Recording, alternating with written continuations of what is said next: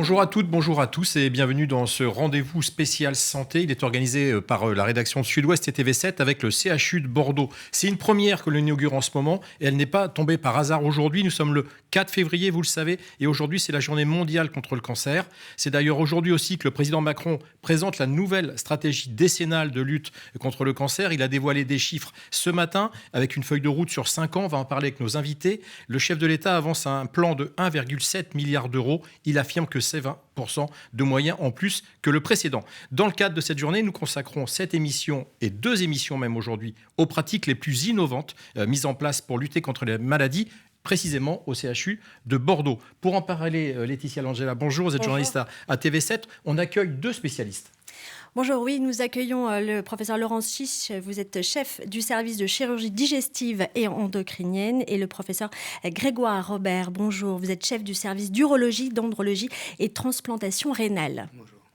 Un petit mot peut-être avant de rentrer dans le vif du sujet qui est votre spécialité avec vous, professeur Chiche. À quoi ça sert encore, j'ai envie de dire, si longtemps après la découverte de cette maladie qui effectivement concerne beaucoup de gens, à quoi ça sert une journée comme celle-ci pour vulgariser, faire passer des mots? Est-ce qu'on a encore besoin de faire de la prévention ? Je pense que c'est la prévention et l'information sont fondamentaux. En particulier, je prends l'exemple du cancer du pancréas, qui est effectivement ce dont je veux parler aujourd'hui. C'est un cancer qui est fréquent, très fréquent. C'est le 2e cancer digestif. C'est une fréquence qui augmente avec 15 000 nouveaux cas par an. Et c'est un cancer qui, dans environ 10 ans, va devenir la 2e cause de décès par cancer en Europe. Et donc, on sait que c'est un cancer qui a mauvaise réputation, et cette réputation n'est pas imméritée, mais il faut que les gens sachent que les traitements ont évolué, la prise en charge a changé et s'est améliorée. Et puis, comme pour tous les cancers, plus on fait le diagnostic vite, plus les traitements sont initiés tôt, meilleures sont les chances de guérison. Donc, c'est pour ça qu'il faut qu'on en parle, il faut connaître ces cancers. Il y a un problème de dépistage, on en parle souvent en ce moment avec la crise sanitaire. Il y a beaucoup de cancers aujourd'hui pour lesquels on peut faire du dépistage. Malheureusement, pour le cancer du pancréas, ce n'est pas encore le cas, mais beaucoup de cancers effectivement digestifs, dont le plus important qui est le cancer du côlon, le pronostic est amélioré grâce au dépistage. Alors justement, par rapport à cette volonté de faire toujours mieux, et vous y participez largement tous les deux, merci d'être là aussi, professeur Robert.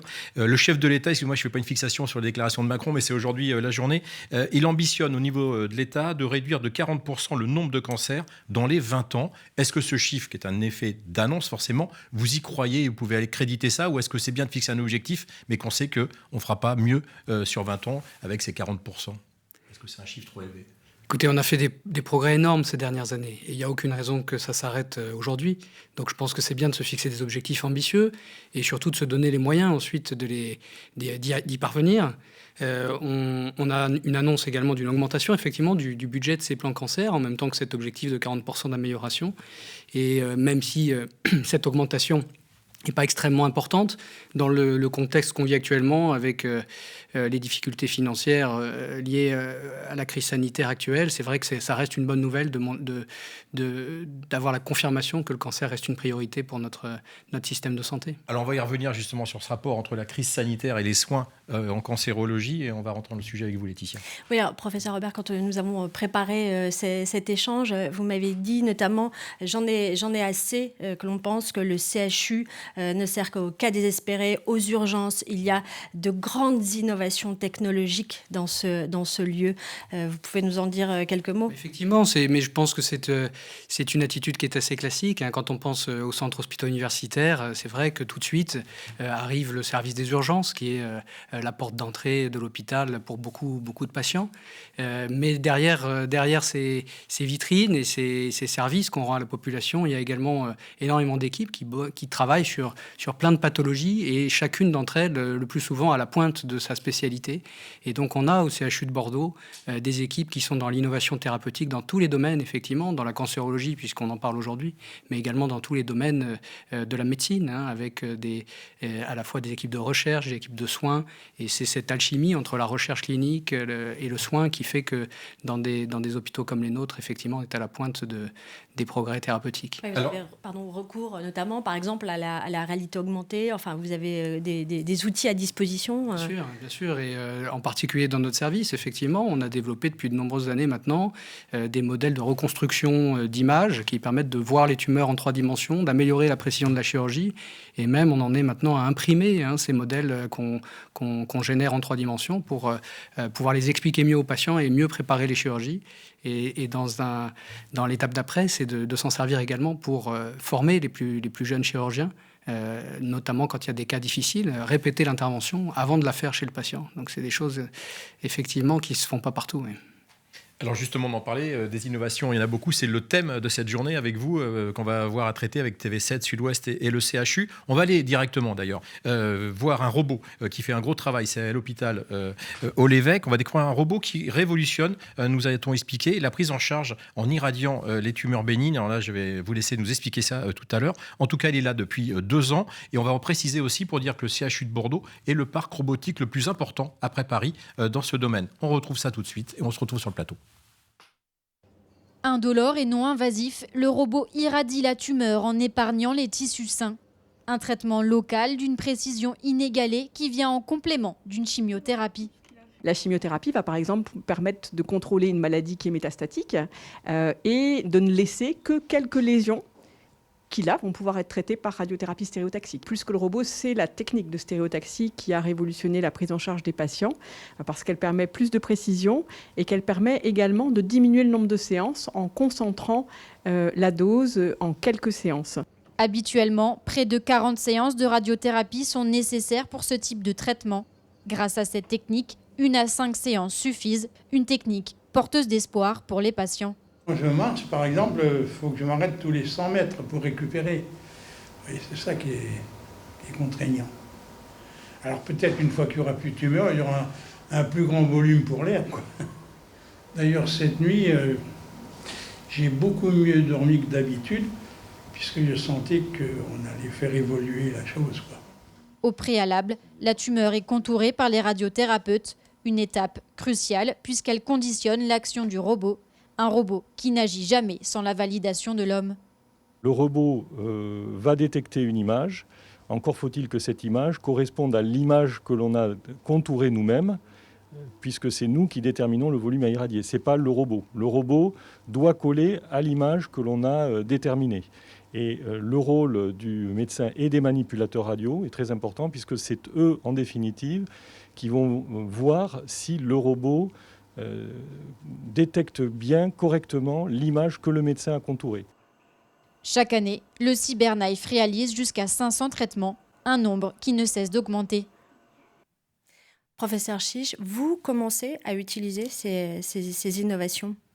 Oui, effectivement. En fait, le CyberKnife est un robot. Le robot est très porteur, mais il reste, c'est une machine qui est effectivement assez autonome, mais qui a besoin de beaucoup de préparation humaine.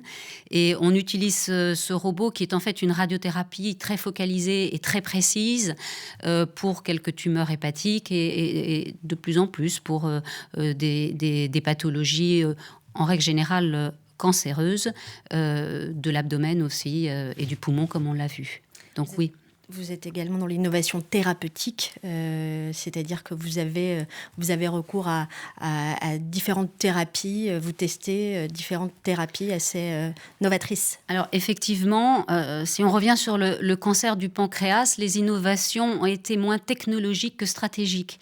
C'est-à-dire qu'on utilise de la radiologie interventionnelle, on utilise des traitements comme de la radiochimiothérapie, on a vu le service de radiothérapie qui est à Haut-l'Évêque, pour permettre de mieux traiter et en particulier d'opérer des patients qui n'étaient pas opérables avant. Donc ces traitements permettent de les opérer et donc leur donnent une chance de guérison, puisque encore maintenant pour le cancer du pancréas, c'est la chirurgie qui est le seul espoir de guérison. Donc on arrive à faire effectivement des innovations dans la stratégie, mais aussi on fait des interventions de plus en plus complexes avec des remplacements vasculaires. Bref, on essaie d'aller le plus loin possible dans l'association de ces traitements. Juste une question par rapport à ça et le grand public qui nous suit aujourd'hui. Comment on fait justement évoluer avec son patient cette thérapie et comment on informe le patient qu'il est en train de peut-être profiter de quelque chose de nouveau? Est-ce que c'est quelque chose qui donne de l'espoir ou qui inquiète en même temps? Comment ça se partage dans l'échange?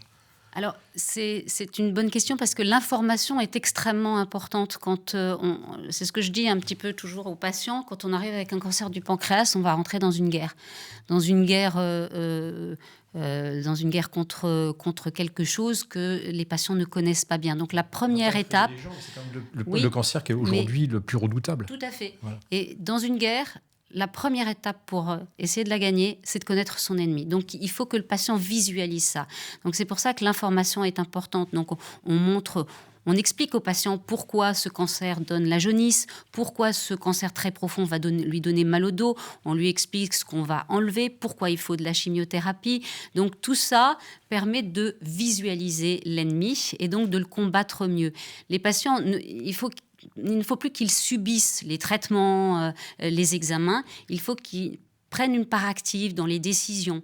Et ça, c'est beaucoup moins stressant, beaucoup moins anxiogène et au final, beaucoup plus efficient quand le patient prend vraiment part à sa prise en charge et comprend tout ça. C'est-à-dire qu'il est aussi maître de sa guérison. Exactement. Il est maître de ce qui se passe. Professeur Robert, quand on pense au CHU, évidemment, on sait que les différents services qui s'y trouvent, la multidisciplinarité, c'est pour vous primordial dans la prise en charge globale du patient. Oui, c'est primordial pour nous, c'est primordial pour toutes les équipes de cancérologie. Alors, il y a évidemment les médecins qu'on connaît qui traitent le cancer, donc les chirurgiens bien sûr, mais il y a aussi les oncologues et les radiothérapeutes, c'est le cercle restreint.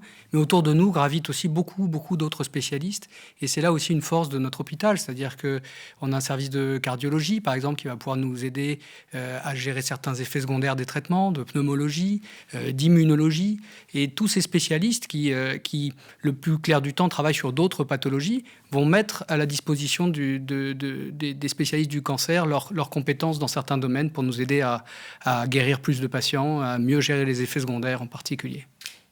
Vous avez commencé à en parler, professeur Chiche, le moment, le rendez-vous lors duquel on pose le diagnostic. Expliquez-nous comment ça se passe, cette prise en charge, au moment où on annonce et puis les jours qui suivent. Oui, donc ce qu'on appelle la consultation d'annonce, effectivement, c'est un moment difficile pour le patient évidemment, et aussi difficile à mettre en œuvre pour le médecin et l'équipe médicale qui l'entoure.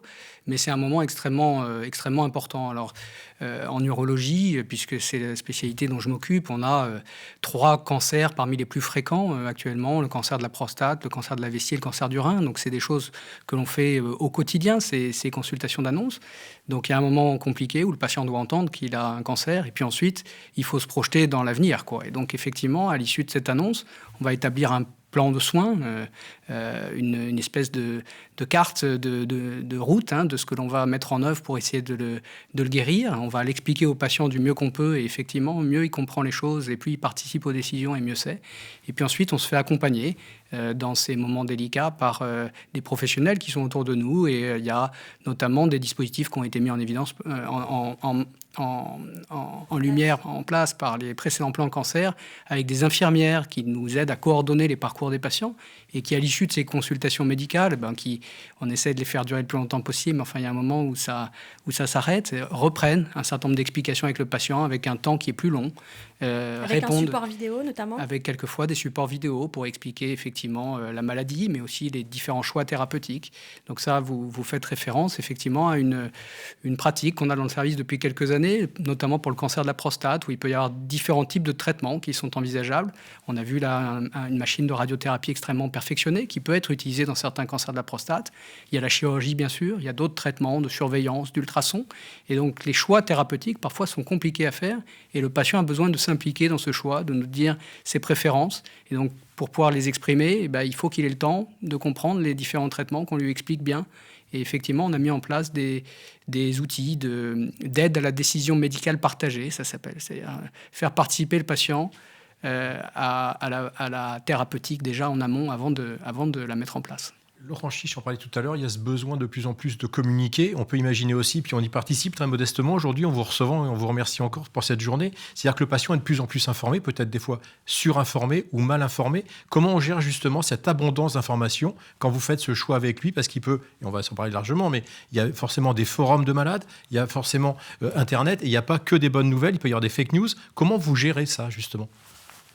C'est une bonne chose que les patients puissent avoir accès à l'information librement, et d'ailleurs ça leur permet quelquefois de solliciter des seconds avis parce qu'ils n'ont pas eu toutes les informations qu'ils recherchaient. Mais la grosse difficulté finalement c'est d'avoir le temps à ce moment-là. Et le temps médical pour vous voulez dire en tant pour expliquer les choses aux patients et pour qu'il ait le sentiment d'avoir ce choix. Il faut prendre le temps. Et donc, c'est pour ça qu'on a besoin que ça se fasse en différentes étapes. Alors, il y a des cancers sur lesquels on a le plus de temps que d'autres, et puis d'autres dont le pronostic est plus agressif, où il faut aller un peu plus vite. Donc, on est obligé quelquefois de bousculer un peu ce temps d'annonce et ce temps de réflexion. Mais on essaye de l'accompagner au mieux avec les différents professionnels qui nous entourent pour que ça se passe de la moins mauvaise façon possible. Oui. Professeur Chiche, avec la spécialité qu'est la vôtre et ce cancer, on le répète, qui effraie forcément le cancer du pancréas, vous avez aussi cette possibilité d'associer ou malheureusement à un moment il faut imposer? Comme vous le disiez très bien, et je suis d'accord, aujourd'hui les gens ont accès à une information qui est très importante, qui est multiple et qui est pas toujours tout à fait exact. Et donc, ça, j'ai remarqué ça. Ça a un petit peu changé, mais le plus important, c'est dès le début d'instaurer un climat de confiance. Et effectivement, si on donne une information, il faut être capable de donner toutes les informations qu'ils ne trouvent pas ou qu'ils trouvent mal sur Internet et avec tous les avis, etc. Le cancer du pancréas a, vous l'avez redit, une très mauvaise réputation. Donc, quand ils arrivent, c'est toujours un choc. Donc, il faut passer outre et comme l'a dit le professeur Aubert, on a bien entendu les médecins, mais il y a le personnel, il y a les psychologues, il y a les infirmières qui sont dédiées, puisqu'on a fait des parcours vraiment spécifiques. Alors, c'est un petit peu différent. On a, pour le cancer du pancréas, en fait, des parcours complexes. C'est-à-dire qu'on associe des traitements. Le parcours est long. Parfois, ils arrivent jaunes. Il faut d'abord les drainer. Il faut faire des biopsies. Il faut ensuite faire parfois de la chimiothérapie. Puis, il y aura l'opération. Donc, vous voyez, c'est un parcours très long pour lequel il faut accompagner le patient, il faut expliquer chaque étape. Et bien évidemment, c'est aussi la multidisciplinarité parce que ça implique les oncologues, les radiologues, les radiothérapeutes, les infirmières, tout le personnel, les anesthésistes réanimateurs, puisqu'il faut être extrêmement vigilant chez ce cancer qui souvent est douloureux sur la douleur du cancer, la douleur aussi des interventions. Donc, on a des innovations aussi avec des casques, par exemple, je sais que ça va vous plaire, de réalité virtuelle pour les soins très douloureux. Et on a une prise en charge qui est globale. On l'a vu, il y a le cancer, puis il y a tout autour. C'est aussi la gestion du diabète, c'est la gestion de la nutrition. On a des kinésithérapeutes qui préparent les interventions et qui suivent les malades. Donc, tout ça est une prise en charge qui est lourde. Et les patients se sentent rassurés justement d'avoir toutes les possibilités et surtout tous les moyens de les traiter. Alors, il y a ce volet d'information. Il y a aussi celui donc, de la prise de décision concertée dans certains traitements où donc vous organisez des réunions entre spécialistes et le patient. Oui, absolument. Ça aussi, c'était un plan cancer, c'est-à-dire ça s'appelle des réunions de concertation pluridisciplinaire. Au CHU, par exemple, en oncologie digestive, on a 2 réunions par semaine sur le foie et les voies biliaires. Il y a une réunion sur tout ce qui est le tube digestif, une autre réunion. Donc, ça fait au moins 5 réunions de concertation qui sont très spécialisées et qui réunissent tous les acteurs de la prise en charge. C'est très important. En particulier, pour vous donner une idée sur le cancer du pancréas, on voit plus de 300 dossiers par an. ce qui est énorme. Et en pathologie digestive, c'est la réunion de concertation qui est la plus riche en nombre de malades. Donc ça, c'est important, ces réunions, parce qu'on présente les dossiers, on discute entre nous et on prend les décisions rapides. Et comme on est dans une unité de lieu, ces décisions aboutissent à des actes très rapides. Juste un mot justement, Laetitia, parce qu'on parlait de chiffres. Rappelez un chiffre qu'on n'a pas encore donné. 32%, si je fais une erreur sur le chiffre, vous me le corrigerez, 32% des patients qui viennent au CHU, cette année en tout cas, sur l'année 2020 qui vient de s'achever, étaient là pour une pathologie liée au cancer. C'est vous dire l'importance pour le CHU de tout ce qu'on est en train de présenter aujourd'hui ensemble. De quel type de spécialiste on peut avoir besoin? Vous avez recours, vous, dans le traitement des cancers que vous soignez, qui peuvent vraiment changer la prise en charge d'un patient? Les choses sont très diverses selon la pathologie à laquelle on s'intéresse et aussi au stade de la maladie. Mais il est évident que ça n'existe plus le médecin qui lui-même, tout seul dans son bureau, prend toutes les décisions, organise tous les traitements et gère lui-même l'ensemble de la prise en charge des complications et des possibilités d'évolution de la maladie. Donc on est en permanence à interagir avec l'ensemble des services de l'hôpital. Et je ne pourrais pas aujourd'hui vous faire une liste exhaustive de tout ça. On va avoir recours de temps en temps aux rhumatologues, par exemple, pour gérer des effets secondaires des traitements qu'on donne pour le cancer de la prostate qui décalcifient les os. On va avoir tendance aussi très régulièrement à avoir recours aux radiologues, et notamment à la radiologie interventionnelle qui va nous aider dans certaines prises en charge. Ça, ce sont des structures auxquelles on fait appel plusieurs fois par an. Et puis à plein d'autres services de l'hôpital. Tout à l'heure, on parlait de la cardiologie, de la pneumologie. On fait appel aussi aux gastro-entérologues régulièrement. On fait appel à d'autres confrères chirurgiens aussi dans des cas complexes où on est amené à opérer des patients à plusieurs. Et on parle aujourd'hui de cancérologie, mais on opère plusieurs fois par an avec nos collègues orthopédistes, par exemple, qui le plus souvent s'intéressent à l'arthrose et pas du tout aux pathologies cancéreuses. On opère avec des chirurgiens vasculaires, on opère avec des chirurgiens cardiaques. Et tout ça est rendu possible par cette unité de lieu dont parlait le professeur Chiche, qui est extrêmement importante, effectivement, dans des prises en charge complexes. Et plus elles sont complexes, plus elle est importante. Est-ce que c'est cette complémentarité, ce travail que vous faites en équipe de plus en plus, même si ce n'est pas la nouveauté, mais que ça se développe, est-ce que c'est ce qui participe à faire aujourd'hui l'image très positive que peut dégager, on n'est pas là pour être dans le monde des bisounours, mais on suit à des classements qui sortent tous les ans, qui font que le CHU est repéré. Est-ce que c'est ça une des forces, ou est-ce que c'est justement que vous avez beaucoup de patients et donc beaucoup de pratiques? Qu'est-ce qui fait que, on ne va pas les citer, mais Le Point, Le Figaro, régulièrement mettent le CHU, on le reprend dans Sud-Ouest évidemment et sur TV7, mettent souvent, et encore cette année, le CHU très bien placé dans les classements. Ça tient à quoi? Ça tient avant tout aux femmes et aux hommes qui travaillent au CHU, mais à tous les niveaux que ce soit. C'est les médecins, évidemment, mais c'est aussi toutes les équipes avec lesquelles on travaille. Et encore une fois, le médecin tout seul, aujourd'hui, ne peut plus rien faire. On a besoin de toutes ces équipes. Et je crois que c'est vrai, c'est la grande chance que l'on a au CHU de Bordeaux. On a des équipes extraordinaires qui travaillent avec nous. C'est 14 000 personnes, je crois, 14 000 salariés à tous les niveaux. Je crois que le mot, c'est l'hyperspécialisation. C'est-à-dire que la médecine évolue, elle est tellement complexe aujourd'hui qu'elle évolue vers quelque chose d'extrêmement pointu et qu'au CHU, on a la chance d'avoir des gens qui vont travailler sur un domaine extrêmement précis. Reprenons l'exemple du cancer du pancréas. La chirurgie est faite par des chirurgiens hépatobiliopancréatiques qui ne font que cette petite partie de la chirurgie, puisque d'autres chirurgiens, d'autres équipes vont s'occuper du reste de la pathologie digestive. Les endoscopistes font beaucoup et sont spécialisés. Donc, autrement dit, on arrive à avoir une concentration d'experts. Et au CHU de Bordeaux, on a la chance depuis 2016 d'avoir le centre Magellan, qui est un centre médico-chirurgical d'oncologie digestive, qui va concentrer des hyperspécialistes, des oncologues. On a 3 oncologues qui sont digestifs et qui vont donc être à la pointe de tout ce qui fait de nouveau et qui vont faire, ils ont une unité de recherche clinique, donc les patients vont bénéficier des traitements de pointe. Et donc, grâce à cette hyper-spécialisation, je dis toujours, on fait bien ce qu'on fait souvent.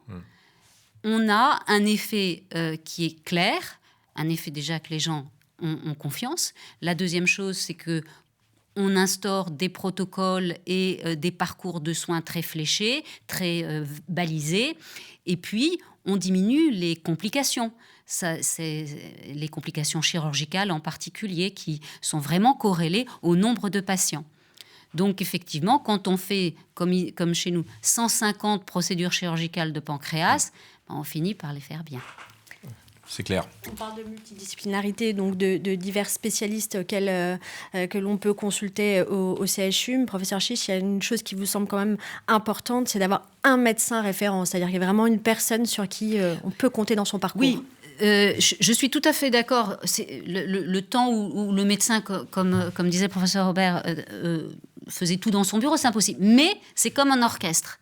C'est-à-dire qu'il y a plein d'intervenants et il faut un chef d'orchestre. Sinon, c'est la cacophonie. Donc, il faut quelqu'un qui soit un petit peu le fil conducteur, qui va organiser. C'est le médecin référent qui va voir le patient en premier, qui va faire la consultation d'annonce. C'est le médecin référent qui va présenter le dossier à ces fameuses réunions multidisciplinaires. C'est le médecin référent qui fera le lien avec le médecin traitant, voire avec des spécialistes, puisqu'on a des patients de toute la région. Parfois, ils sont à 200, 250 km. Ils vont avoir une partie de leur traitement ailleurs. Donc, il faut que le référent, à la fois pour tous les médecins, mais également pour le malade, c'est très important, et une personne privilégiée, un interlocuteur privilégié. Et c'est ça le médecin référent. Ça peut être un oncologue, ça peut être un chirurgien, peu importe. Mais il faut qu'il y ait cet être humain qui fasse le lien de tout ça. On parle de différentes prises en charge en ce moment et de plus en plus des techniques pour diminuer l'anxiété, surmonter la douleur. Quels sont vos recours, l'un comme l'autre? C'est effectivement, quand on veut guérir d'un cancer, il y a les traitements auxquels on pense habituellement, la chirurgie, l'oncologie, la radiothérapie, mais autour de ça, il y a tout un tas de mesures de soutien des patients. Et un patient qui est bien dans sa tête et qui n'est pas en pleine dépression va mieux supporter les traitements. Ça a été prouvé et même on sait que ça améliore la survie dans certains cancers. Donc il y a des mesures d'activité physique adaptée, il y a des mesures de psychothérapie ou de soutien psychologique, il y a des mesures d'hypnothérapie, il y a tout un tas de fonctions de support, y compris aussi alimentaires, esthétiques, qui sont proposées aux patients dans les différents services. Alors, il y a plusieurs points d'entrée, mais ensuite, les patients peuvent se retrouver dans ces structures. Et puis, on est aussi soutenu par des structures extérieures, comme la Ligue contre le cancer, qui fait beaucoup de choses aussi pour soutenir les patients, en dehors de l'étape de soins, qui n'est pas le seul élément pour arriver à la guérison. Dans notre deuxième rendez-vous, d'ailleurs, que les gens pourront regarder en replay, en alterné, quand ils voudront, on a un sujet sur les soins de support. Laetitia, il va être temps de conclure avec une dernière question pour nos invités. Oui, sur donc cette prise en charge, l'anticipation est un des termes que vous m'avez confié l'un à l'autre en préparant cette émission. Anticiper parce que quand on guérit du cancer, après il faut aussi bien vivre. Oui, les traitements qu'on fait sont pourvoyeurs d'effets secondaires, de séquelles quelquefois, avec lesquelles les patients doivent vivre. Quand on les explique au départ, elles sont mieux vécues que quand on ne les explique pas. Et puis quand on les accompagne et qu'on les prend en charge, on récupère mieux aussi. Et donc effectivement, sur toutes les pathologies que l'on opère et qu'on traite, on met en place aussi des mesures de soutien pour prévenir ces complications, qu'elles soient sexuelles, qu'elles soient digestives, qu'elles soient psychologiques. Et donc effectivement, on améliore la qualité de vie des patients après la guérison, en prenant en charge tous ces problèmes-là de manière concomitante avec le traitement du cancer. Dès le départ. Dès le départ. Et puis on guérit de patients, plus c'est important. Merci. Un dernier mot, parce qu'on va saluer et remercier l'audience qui nous suit. On leur donne d'ailleurs rendez-vous pour ceux qui nous suivent en direct à 15h cet après-midi, puisqu'on a un deuxième rendez-vous. Et puis après, pour ceux qui nous regardent en replay, vous retrouverez dans l'ordre que vous voudrez ces deux rendez-vous qu'on est ravis d'avoir pu organiser avec le CHU et la qualité de nos invités. Moi, j'ai juste une question très béaba. On est tous concernés, même avant d'être malades. C'est quoi le conseil qu'on donne aux gens qui, pour l'instant, et on leur souhaite que ça dure très longtemps, sont en pleine santé? Qu'est-ce qu'on fait quand on sort justement d'avoir regardé une émission comme celle-ci? Et qu'est-ce qu'on dit demain à son médecin généraliste? À quoi faut être vigilant en matière de prévention, s'il y avait qu'un mot pour conclure tous les deux? Je vais pas être très originale. Il faut bien manger, ne pas boire d'alcool, ne pas fumer, c'est-à-dire écouter tous les conseils qui sont donnés sans arrêt. On ne connaît pas toutes les causes des cancers. Pour certains, on connaît des facteurs de risque, où revient toujours le tabac, l'alcool. Mais voilà, on n'a pas toutes les connaissances. Donc, il faut aussi faire le dépistage. Il y a des programmes de dépistage. Il faut y adhérer. Ça sauve des vies. Il faut parler au médecin traitant. Et lorsque quelque chose ne va pas, ne pas trop attendre. Aller directement dans des centres experts pour poser des questions et pour essayer justement de diagnostiquer le plus vite ces maladies qui sont effectivement effroyables quand on les diagnostique trop tard. Et c'est encore le cas de trop de cancers. Et c'est vrai que c'est important peut-être de terminer là-dessus. On est dans une période effectivement où l'actualité est accaparée par une seule pathologie, mais ça n'efface pas les autres. Et on l'a déjà dit à plusieurs reprises, plus on va diagnostiquer ces cancers tôt, mieux on va les guérir et avec moins de séquelles. Et donc évidemment, il faut écouter son corps et quand on a un symptôme, en parler à son médecin. Et puis adhérer au programme de dépistage pour les cancers qui en bénéficient. Parce que si on a mis en place des actions de dépistage, c'est qu'on a prouvé que ça a amélioré le pronostic. Il faut absolument le faire. Merci. Portez-vous bien tous et toutes. On est ravis d'avoir pu faire cette émission avec vous et on vous donne rendez-vous pour les prochaines parce que j'en suis sûr, il y en aura d'autres. Merci à nos invités. Merci Laetitia. À très bientôt. Merci. Merci, au revoir.